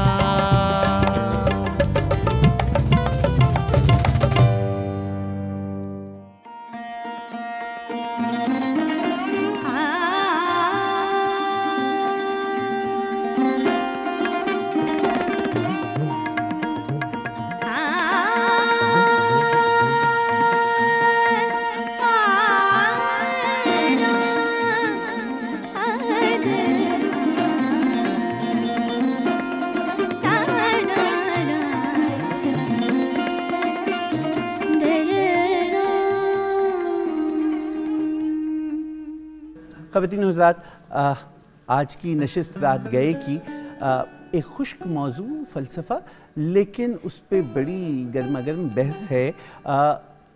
ہو سکتا ہے بعض ذہنوں میں یہ خیال ہو کہ فدوی کے نزدیک فلسفہ اپنی اہمیت کھو چکا ہے یا فلسفے کی ضرورت نہیں ہے. میرا سارا مطمع نظر اس پروگرام میں اپنے دونوں معزز مہمانوں کے سامنے یہی رہا ہے کہ جس مقبول عام روش میں کہ جہاں عموماً سڑک پہ لگنے والا نعرہ ہمارا سیاسی فلسفہ بن جاتا ہے، اس روش کو توڑا جائے. اور اگر فلسفی نے ادراک، فہم، تحقیق اور تاریخی پس منظر میں کوئی بات کہی ہے اور اس کی بنیاد پہ کوئی کلیہ طے کیا ہے تو پھر اس کو مستند جانا جائے. اس حوالے سے ڈاکٹر صاحبہ، اب جب ہم گفتگو سمیٹ رہے ہیں تو ایک بہت اہم موضوع فی زمانہ ماڈرن ڈے جو اقتصادیات ہیں، اکانومی، ورلڈ اکانومی، وہ کتنی ایتھیکل ہے اور فلسفے نے جو اخلاق کے معیار طے کیے تھے، کیا آج کی بزنس فلسفی اس پہ پوری اترتی ہے یا یہاں پھر مارکیٹ نے یہ بتا دیا ہے کہ پیسہ بولتا ہے، فلسفہ نہیں؟ جی یہ تو کافی ریلیونٹ سوال ہے. اکانومی تو مطلب ایتھیکل اسٹینڈرڈس تو ہیومن بینگس پہ اپلائی کرتے ہیں، تو جو پریکٹس یہ کرتے ہیں بزنس یا اس کو پڑھاتے ہیں وہ بزنس ایتھکس کی بھی باتیں کرتے ہیں. ایک پورا ڈسپلن ہے الگ جس کو بزنس ایتھکس کہا جاتا ہے. لیکن اس کے علاوہ میرا خیال ہے آپ کا سوال اس سے زیادہ ڈیپر ہے کہ جو مارکیٹ جو پرابلم سالو کرتی ہے اور ہم اس پہ کہتے ہیں کہ یہ تو مارکیٹ نے سارٹ کر دیا تو یہ سلوشن از دا سلوشن، وہ کتنا ایتھیکل ہے. اور اس کا جواب یہ ہے کہ مارکیٹ کے سلوشنس تو ایتھیکل عام طور پہ نہیں ہوتے، کم از کم not always are they ethical. So وہ تو صرف ڈیمانڈ، سپلائی اور پاور اینڈ واٹ ناٹ ایسی چیزوں سے ایک سلوشن دے گی کسی چیز کا، لیکن وہ ایتھیکل ہے کہ نہیں. اب آپ ایک چھوٹی سی میں مثال آپ کو دیتی ہوں کہ جو ہمارے یہاں کے ویجز ہوتے ہیں، جو صفائی کرتے ہیں، جو گھروں میں صفائی کرتے ہیں، 5-10 ہزار پہ ان کے ساتھ آرگیو کیا جاتا ہے کہ 5-10 ہزار پہ وہ سیٹل ہو جائیں. اور آج کل کی آپ انفلیشن دیکھیے، اور اس کی اکثر اس کا جواز یہ دیا جاتا ہے کہ مارکیٹ کا تو ریٹ یہی چل رہا ہے، بھائی وہ ڈیسپریٹ ہیں اور آپ ان کی ڈیسپریشن کا فائدہ اٹھا کے تو آپ اپنا تو وہ مارکیٹ وہ جو ہو گئی سپلائی اور ڈیمانڈ بیلنس ہو گئے، لیکن وہ ایتھیکل ریٹ تو نہیں ہے. تو وہ وہ مارکیٹ تو ڈیسائیڈ نہیں کر سکتی کہ وہ ایتھیکل ہے کہ نہیں. وہ تو ایک کانشیس مورل ایجنٹس فیصلہ کر سکتے ہیں کہ کسی کا 15-20-25 ہزار میں پاکستان میں گزارا نہیں ہو سکتا آج کل. اسی طرح یہ ایک ایوری ڈے ایگزامپل ہے. ایک نان ایوری ڈے ایگزامپل شاید ایوری ڈے یہ آرگن کی جو مارکیٹ بنی ہوتی ہے، آرگنز بیچنے، بلیک مارکیٹ ہے. تو یہ question so market can't answer. دوسرا پوائنٹ میں ریز کرنا چاہوں گی جو آپ نے اس کے پڑھانے میں بزنس اور اس کی ایک اکنامکس وغیرہ کی ٹریننگ میں، کہ ایک کانسیپٹ ریشنالٹی کا بہت کی ہوتا ہے. اگر آپ کو یاد ہو اکنامکس کا ایک بیسک فاؤنڈیشنل اسمپشن ہوتی ہے کہ جو اکنامک مین اور woman person they are rational agents. اب وہ ریشنالٹی کس طرح سمجھی جاتی ہے؟ اس ریشنالٹی کو کہا جاتا ہے یوٹیلیٹی میکسیمائزیشن، رائٹ؟ اور یوٹیلیٹی کے اندر سب کچھ ڈال دیا جاتا ہے. لیکن ایک بہت بڑا فلوسافیکل کویسچن یہ ہے کہ کیا یوٹیلیٹی کے اندر سب کچھ ڈالا جا سکتا؟ Is it even right to approach everything this way? کہ کیا کسی چیز کی استھیٹک ویلیو ہے، کیا اس کو ہم یوٹیلیٹی میں ڈال دیں؟ اس کی بیوٹی یہ ہے یوٹیلیٹی میکسیمائزیشن والے فارمولے کی کہ وہ سادہ بہت ہے، اس کو اپلائی کرنا بہت آسان ہے. جو چیز کی ویلیو اس کو یوٹیلیٹی میں ڈال دیجیے، اس پہ نمبر لگا اسے یوٹیلیٹی میں ڈال دیجیے. لیکن کیا ہر چیز پہ نمبر لگ سکتا ہے؟ کیا کوئی ایتھیکل ایکشن کا ایتھیکل ہونا، اس کی ویلیو کو آپ یوٹیلیٹی، کوئی استھیٹک ویلیو اس کی، یہ سوال اکنامکس نہیں ایڈریس کرتی. اس کی وجہ سے میں نے اکنامکس چھوڑی تھی، میری ٹریننگ اکنامکس میں تھی، بٹ اس سوال کا مجھے جواب اکنامکس میں نہیں ملتا تھا. تو کیا ریشنالٹی جو پڑھائی جاتی ہے، ہمارے ایک کولیگ ہیں ڈاکٹر خالد میر، وہ اس چیز کے اوپر لکھا ہے، وہ ہر وقت ہر ایک کو اس سوال پہ سوچنے پہ مجبور کرتے رہیں. ون آف دا کویسچنز یہی کہ ریشنالٹی والی بات. تو یہ بہت ایک امپورٹنٹ چیز ہے جس پہ صرف ایک فلاسفر ہی آپ کی اٹینشن ڈرا کر سکتا ہے. میں یہ نہیں کہہ رہی کہ جو ایسے کام ہیں جو صرف فلاسفی ہی کر سکتی ہے، بہت ساری چیزیں لٹریچر اور ہسٹری پڑھنے سے بھی سمجھ ہمیں آتے ہیں. ڈاکٹر صاحب آپ سے میں یہی جو آپ پڑھا رہے ہیں، آپ ضرور پڑھا رہے ہوں گے ایک سبجیکٹ کے طور پہ، کورس کریڈٹ میں جی پی اے کے کچھ نمبروں کے لیے ایتھکس آف بزنس، وہ نظر کہیں نہیں آتا، اس لیے کہ بزنس اسکول کا کامیاب ترین لڑکا یا لڑکی یا اسٹوڈنٹ جس کی تصویر وہ لگائیں گے وہ ہوگا جو اسٹریٹ اسمارٹ تھا اور مارکیٹ میں کارپوریٹ سیکٹر میں بڑا کامیاب رہا. تو پھر فلسفہ کہاں گیا ایتھکس کا آج کی معاشیات میں؟ دب گیا بوٹ تلے، اور وہ ایسا بوٹ تھا جو کہ پیسوں سے لدا ہوا تھا. دیکھیں سرمایہ داری نظام میں تو میں تو آپ کو آپ جانتے ہیں، آپ نے تو میری دکھتی رگ پہ ہاتھ رکھ دیا ہے. سرمایہ داری، ہاں سرمایہ داری نظام میں جو منڈی کی انہوں نے بات کی، مارکیٹ کی انہوں نے بات کی. منڈی کا تو بڑا بنیادی سا اصول ہے، اور وہ یہ کہ جس کا والیٹ جتنا بھاری ہے اتنے ہی زیادہ وہ ووٹ منڈی میں لے کر آتا ہے. منڈی میں کوئی اور اخلاقی اصول نہیں چلتا ماں سوائے پیسے کے. آپ پیسہ پھینکتے ہیں، آپ انسان کی قوت محنت کو خریدتے ہیں. اس سے زیادہ بڑی کہ آپ اس کی ہنر، اس کی صلاحیت، اس کی کریٹو پوٹینشیل، سب چیزیں آپ اس کی خرید لیتے ہیں اور پھر اس کو آپ اپنے مقصد کے لیے استعمال کرتے ہیں. تو فلسفہ میرے جیسے لوگ یا انبر جیسے لوگ اور میرے سارے بہت میرے جیسے اور میں نے اساتذہ دیکھے ہیں جو جن کو ایک طرح سے پیار ہو گیا اس چیز سے کہ ہم نے پیسے کی دوڑ میں اور ریل پیل میں نہیں ڈبکی لگانی، یا that's not of interest to us primarily. اس کی ضرورت ہے کیونکہ ہم سب ایک مارکیٹ اکانومی میں رہتے ہیں، مگر جو پرائمری ہمارا گول ہونا چاہیے وہ کچھ اور ہونا چاہیے زندگی کا. ایکوزیشن آف نالج، چاہے وہ نالج ایتھکس کے حوالے سے ہو یا پولیٹیکل اکانومی کے حوالے سے ہو یا لٹریچر کے حوالے سے ہو یا جو بھی ہو. اور میں سمجھتا ہوں کہ سوسائٹیز، سویلائزیشنز بلکہ وہ سوینڈلنگ کی بنیاد پر اور ایکسپلوئٹیشن کی بنیاد پہ گرو نہیں کرتی، وہ ڈیولپ نہیں کرتی، وہ آگے نہیں بڑھتی. وہ اگر بڑھتی ہیں تو ایک ہی بنیاد پر آگے بڑھتی ہیں اور وہ ہے علم کی بنیاد. واہ واہ. اور علم حاصل کرنا ہی فلاسفرز نے جب اپنا لکھنا شروع کیا، بولنا شروع کیا، تدریس شروع کی، تو ان کا سب سے پہلا سبق ہی یہ تھا کہ علم کے دریا کے اندر کودو، علم کی روشنی کے اندر اپنی زندگی کو تبدیل کرو، علم کی روشنی کے اندر اپنے سماج کو تبدیل کرو، اسی کے نتیجے میں کامیابی بھی حاصل. ڈاکٹر صاحب منطقی سوال آپ کی جواب کے بعد یہی ہوتا ہے، ہر دور میں اس عہد کی معاشی ناانصافی کے خلاف سب سے پہلی آواز جو اٹھی وہ اس دور کے فلسفی کی تھی. آج کا فلسفی اتنا زیادہ قناعت پسند، مصلحت کوش کیوں ہے کہ کہیں سے کوئی آواز نہ کہ اب جائیں شہیدوں کے مزاروں پہ آزاں دیں؟ نہیں، بہت سارے پاکستان کے تھنکرز، فلاسفرز، اسکالرز رہے ہیں. ادب کی فیلڈ میں تو میں سمجھتا ہوں 20ویں صدی کا ادب سمجھا ہی نہیں جا سکتا جب تک مزاحمتی شاعری. آج کی بات کر رہا ہوں، فیض صاحب کہہ گئے آج کے زمانے میں بھی ایسے ہی ہے. آئیے فیض احمد فیض کا فیسٹیول ہو رہا ہے، اس میں کتنے سارے ورکنگ کلاس شاعر جو ہیں وہ اپنا کلام پیش کرتے ہیں، اور وہ انکریڈیبل کلام بھی ہوتا ہے اور بڑا انقلابی بھی ہوتا ہے، مگر اس کو ہم سیلیبریٹ نہیں کر رہے ہیں نا. مسئلہ یہ نہیں ہے کہ وہ کلام نہیں پریزنٹ ہو رہا، نہیں صحیح ہے، وہ ہے. میرا گزارش یہ ہے کہ وہ فلسفی آج کا اس ریزسٹنس موومنٹ کو لیڈ کیوں نہیں؟ موومنٹ اور تھاٹ دو مختلف چیزیں. ٹھیک.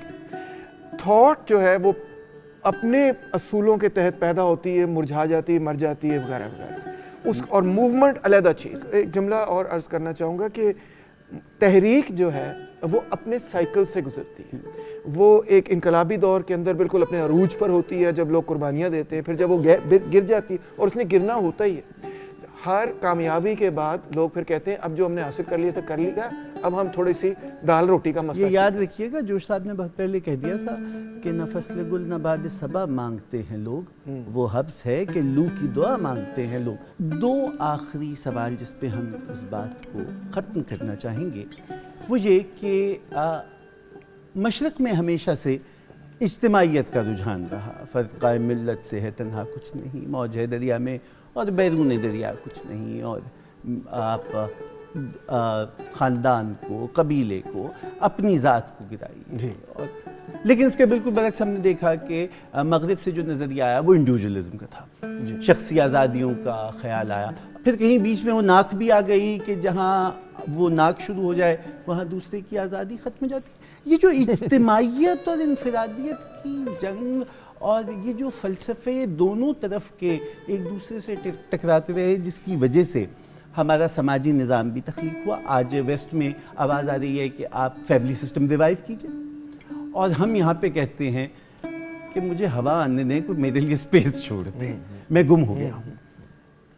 تو یہ جو فلسفہ انسانی معاشرے کا دو مختلف جہتوں میں بہا ہے، اب جب ہم گلوبل ولیج بن کے مل رہے ہیں تو کہاں جا کے بات رکے گی؟ ہم اجتماعیت کی جانب جائیں گے یا انڈیویجول فرد اہم ہوگا؟ لیکن جی یہ نقطہ نظر جو انڈیویجولزم کا آپ نے بیان کیا، انفرادیت کا، یہ ایک مخصوص دور کے اندر آگے کی طرف بڑھا اور ڈیولپ ہوا، اس کی دریافت ہوئی یا اس کی تخلیق ہوئی. یہ لاک وغیرہ سے آگے کا سارا پیریڈ ہے. اس سے پہلے یہ ویسٹ میں بھی نہیں تھا، وہ تو کرسچینٹی اور کمیونٹی، بالکل کمیونٹی بڑی امپورٹنٹ تھی، کرسچینٹی بڑی امپورٹنٹ تھی، چرچ اور کروسیڈ چل رہی تھی، فیملی ویلیوز، شاید اسی کا رد عمل تھا. اسی کا رد عمل تھا. یہ بہت آپ نے بالکل درست بات کہی، اس کا ایک بڑا یہ اسٹرانگ رد عمل بھی تھا. مگر اس میں جو ان کلاسیکل لبرلز نے جو ڈیفینیشن کی انڈیویجولزم کی، اس میں ایک بہت بڑا فلا ہے، اور وہ یہ ہے کہ ہمیشہ انڈیویجول فریڈم کو اس طرح سے ڈیفائن کیا گیا کہ دوسرے کی اپوزیشن میں ڈیفائن کیا گیا. مثال طور پہ میرا فریڈم یہ ہے کہ آپ میرے معاملات میں مداخلت نہ کریں، تو یہ میری آزادی ہوگی. اس کے برعکس اور الٹ طرف ہمارا معاملہ یہ ہے کہ یعنی کہ مشرق میں معاملہ یہ ہے کہ اگر آپ مداخلت نہ کریں تو آپ قصوروار ہیں. آپ تو میرا پوچھتے ہی نہیں. تو مداخلت کو تو ہم اپنا حق سمجھتے ہیں. آپ کے ذاتی معاملات، آپ کو پتہ ہے میں نے کھانا نہیں کہا. تو مگر یہ معاملہ کچھ اسی سنتھسس کی طرف جائے گا، ہیگیلین قسم کی سنتھسس کی طرف جائے گا کہ جب ہم اس چیز کا احساس کریں. نمبر ایک تو یہ انفرادیت بہت ضروری ہے کیونکہ ہم فرد ہیں جی پہلے تو، اور دوسرا یہ کہ ہم جو چیزیں حاصل کرنا چاہتے ہیں وہ دوسرے کی مخالفت میں نہیں مگر دوسرے کے ساتھ مل کر ہی حاصل ہو سکتی ہے. مثال کے طور پہ اگر سوچا جائے تو اگر ہم صرف یہ سوچیں کہ ہمارا زندگی کا مقصد پیسے بنانا ہے تو شاید آپ کی مخالفت میں ہی میں وہ کما سکوں. مگر اگر ہماری زندگی کا مقصد یہ ہے کہ ہم نے دوسروں کے ساتھ مل کر رہنا ہے، اچھے لمحے، اچھی موسیقی اکٹھے مل کر سننی ہے، اچھے مسکراہٹیں، خوشیاں، پیار محبت ایک دوسرے کے ساتھ شیئر کرنا ہے، اور اسی میں انسان کو سب سے زیادہ خوشی بھی محسوس ہوتی ہے. تو اب سائیکالوجسٹ بھی پروف کرتے ہیں کہ بڑے بڑے امیر لوگ بھی بڑے ڈپریس بیٹھے ہوتے ہیں، مگر جن لوگوں کی اچھی ریلیشن شپس ہوتی ہیں دوسروں کے ساتھ وہ خوش زندگی اور اچھی زندگی گزارتے ہیں. تو اگر ہم اس چیز کا احساس کریں، چلے شاید یہ میں غلط بھی کہہ رہا ہوں. نہیں غلط صحیح نہیں ہے. میں صرف اس میں یہ ایڈ کرنا چاہوں گی کہ اس کی بہت ویل بینگ کے لیے امپورٹنس ہے، لیکن صرف میں اتنا پوائنٹ آؤٹ کروں کہ پھر ایسے معاشروں میں ایکسلنس اچیو کرنا شاید ناممکن ہوتا ہے، کیونکہ ایکسلنس اچیو کرنے کے لیے آپ کو یہ باقی ساری چیزوں کی سیکریفائس دینی پڑتی ہے. تو اب یہ دو مختلف قسم کے انڈیویجولزمس کی میرا خیال ہے بات ہو رہی ہے. ایک جو لاکین تھا، ایک جو لائف سٹائل والا ہے، ایک تھیوریٹیکل ہے، ایک ڈفرینٹ یہ والا ہے. But all of those things are valuable for a well lived life, لیکن اس میں ایکسلنس نہیں آ سکتی. اور شاید یہی وجہ ہے کہ ہمارے ہاں نہیں کہ اس لیول کی ایکسلنس آتی ہے किसी भी चीज़ में, कोई आपको नोबेल प्राइज़ विनर्स या लेकिन फिर डॉक्टर साहब अब ये फिर एक और बहस का रास्ता खुलता है। जी, मैं ये नहीं कह रही कि ऐसा होना चाहिए। आई मीन मुझे एक्सेलेंस एक अच्छी चीज़ है, किसी को तो अचीव करनी चाहिए, राइट? लेकिन मैं एक्सेलेंस सोसाइटी की excellence. Oh, I was thinking more like excellence achieve करना, यानी कि आप तानसेन बन जाएं या आप आइंस्टाइन बन जाएं या आप अरस्तु बन जाएं। आई मीन ये मैन थे और वो आदमी थे जो कि इस तरह इनकी शादियाँ वादियाँ नहीं हुई थी, तो इनकी ना कोई कमिटमेंट्स थी और ये वाहिद अपनी पढ़ाई लिखाई तो करें। फ़लसफ़े की बुनियाद ये है कि बंदे की शादी ना हो ताकि वो तो आप अगर हिस्ट्री फ़िलासफ़ी की देखें तो उसमें बीच में वुमेन भी रही हैं जो जिनके बारे में अब लिखा जा रहा है, लेकिन जो मेनली मेन रहे हैं उसका सीक्रेट एक बहुत बड़ा ये था कि you can focus on your work. Doctor साहब मैं आपसे ये ज़रूर पूछना चाहता था जी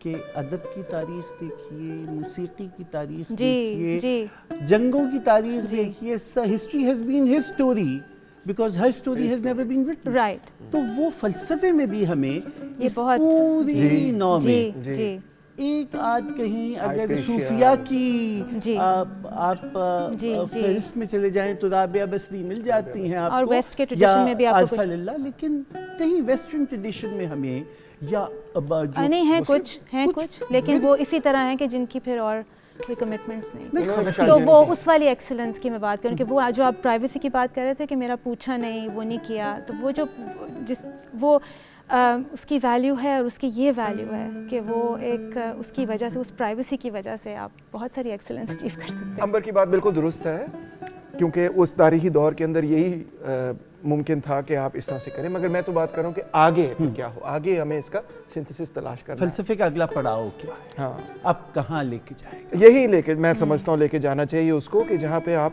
दोनों चीज़ें, एक्सीलेंस भी अचीव कर सकें, इंडिविजुअलिटी भी अचीव कर सकें, और आपको उसके लिए अपने आप को समाज से न काटना पड़े।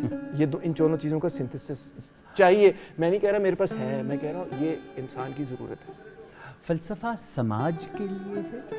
Is it for the good of humanity या ये बस एक ज़हनी अय्याशी है? आप कुछ कहना चाहेंगे? क्योंकि मैं इसकी आपसे ये Depends वजह how you- वजह मैं दोनों दोनों एक पे बहुत अय्याशी बड़ी जहन के लिए भी अच्छी हो सकती है। फ़लसफ़े को आप अदब से जुदा नहीं कर सकते। जी अदब बराए अदब और अदब बराए ज़िंदगी की बहस रही है। जी इसी तरह से अगर तो फ़लसफ़ा उस चीज़ के हुसूल के लिए है कि जिसके लिए इंसानी माशरा तख्लीक किया गया था, और वो है खुशी, नहीं, सुकून। ओह, हम नहीं ये इस तरह से बहुत सोचते। ये बहुत डेंजरस टेरिटरी ये है, बड़ी जिसको dangerous- खुशी और हैप्पीनेस, इस पे तो आप एक सीरीज ऑफ प्रोग्राम्स हाँ, कर सकते हैं। वो क्या होती है और उसको आज कंटेम्प्रेरी अंडरस्टैंडिंग करीब भी आती है उसके, जो कि एक फ़िलासफ़र का कॉन्सेप्ट है खुशी का। इनफैक्ट फिलोसोफर्स के लिए तो उलट चीज़ है, कांस्टेंट एजिटेशन।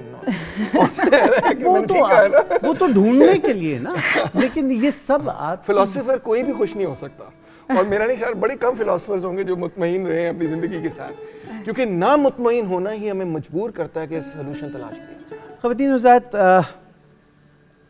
बहस क्या थी, क्या होनी चाहिए थी, क्या वो मंतकी रही, क्या हम महज नए सवालात हवा में बिखेर कर रुखसत हुआ चाहते हैं, मुझे नहीं मालूम।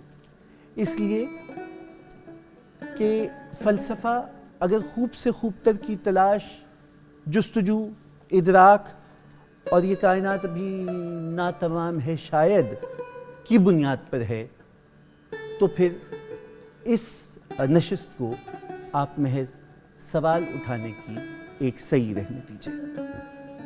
हम ये चाहते हैं कि पाकिस्तानी माशरे को जो मसाइल दरपेश हैं, और वो मसाइल जो पाकिस्तान को इस सारी आलमी बरादरी में कभी तन्हा कभी इकट्ठा कर देते हैं, उसका जवाब हमारा फ़लसफ़ी हमें हमारे ही घर से दे। हमें सदियों पुरानी किताबों को खंगालने की ज़रूरत ना पड़े, हमें बार बार नज़रिया ज़रूरत तख्लीक करने की ज़रूरत ना पड़े, हमें कभी किसी खुद साख्ता अखलाक के दर्स पर कहीं चादर और चार दीवारी के तासुबात को दोबारा उठाना ना पड़े, बल्कि अगर पाकिस्तान की औरत का मामला है तो फ़लसफ़ा उसे सरबुलंद करने का दर्स दे। अगर पाकिस्तान की नई नस्ल का मामला है تو فلسفہ اسے اخلاقیات کے دائرے میں، ایتھکس کے دائرے میں اپنا کاروبار کر لینے کی، صحیح کرنے کا رستہ بتلائے۔ اگر فلسفہ شاعر کے لیے ہے تو وہ نئے میدان تخلیق کرے اور محض رقیق کاروباری باتوں تک محدود نہ رہے۔ مجھے آج کی نشست میں جناب ہمارے دوست کی بہت زیادہ جو ان سے نوک جھوک رہی وہ اپنی جگہ، لیکن تیمور ایک سوچنے والا ذہن ہے، اور اللہ کرے کہ تیمور ان سفید بالوں کے ہونے کے باوجود آپ اتنے ہی جوان، اتنے ہی تر و تازہ رہیں کہ آپ گٹار پکڑ کر فلسفہ گاتے رہیں۔ اور ڈاکٹر امبر آپ کا بہت شکریہ، اور آپ کا بہت شکریہ۔ ہم امید کرتے ہیں کہ پاکستانی میوزک انڈسٹری بھی اس فلسفے پہ قائم رہے کہ گیت دھرتی سے اٹھتے ہیں۔ آپ کے گیت پہ ہم اس محفل کا اختتام کریں گے۔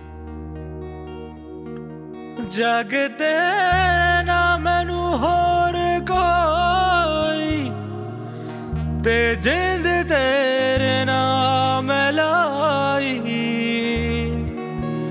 مار دیوی میں تو مکھ نہ موڑی، دیوارو رو ہو دہائی،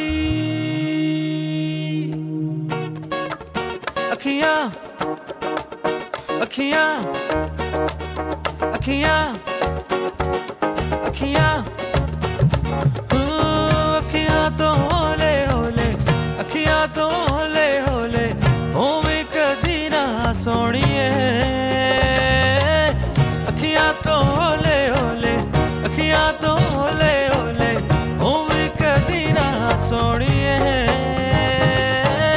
دل وچ تیری یاد ستاوے، راتاں نوں نیند نہ آوے، گل کچھ سمجھا جا سونیے، اکھیاں تو ہولے ہولے، اکھیاں تو ہولے ہولے، ہوویں کدی نہ سونیے۔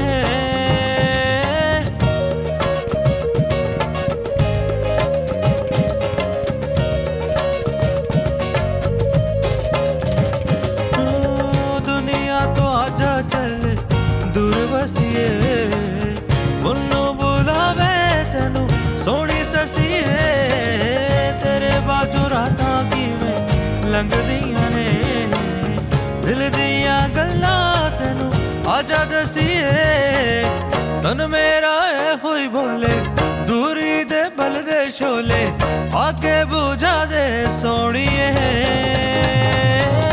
تن میرا اے ہوئی بولے، دوری دے بل دے شولے، آ کے بجھا دے سونیے،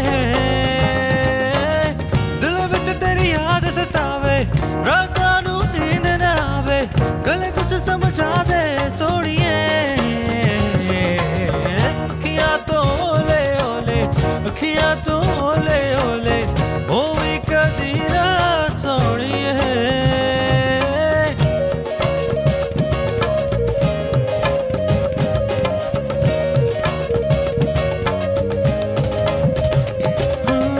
تک تک تینوں ساڈے دن لنگ دے، پیار نال میرا تن من رنگ دے، جند جان پیار تینوں من منگ لے، اپنے ہی رنگ وچ سانو رنگ لے، تن میرا اے ہوئی بولے، دل دے میں بوہے کھولے، گھر وچ آ جا سونیے، تن میرا اے ہوئی بولے، دل دے میں بوہے کھولے، گھر وچ آ جا سونیے، دل وچ تیری یاد ستاوے، راتاں نوں نیند نہ آوے، گل کچھ سمجھا دے سونیے، اکھیاں تو ہولے ہولے، اکھیاں تو ہولے ہولے، ہوویں کدی نہ سونیے۔